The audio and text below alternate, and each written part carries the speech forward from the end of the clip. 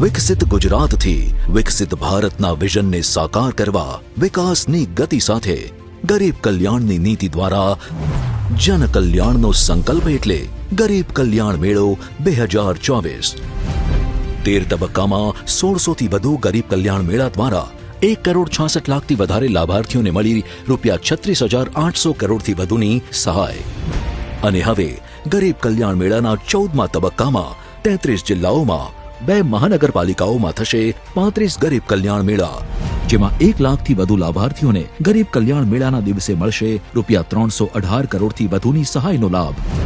અને હા, ગરીબ કલ્યાણ મેળાના આયોજન માટે પોર્ટલ પર વિવિધ વિભાગોની અનેકવિધ યોજનાઓના લાખો લાભાર્થીઓ અને કરોડો રૂપિયાની સહાય માટે કરવામાં આવી ઓનલાઈન એન્ટ્રી।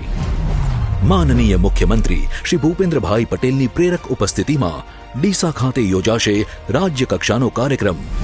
છેવાડાના માનવીને પહોંચશે ઘર આંગણે સહાય, જેનું માધ્યમ બનશે ગરીબ કલ્યાણ મેળો 2024।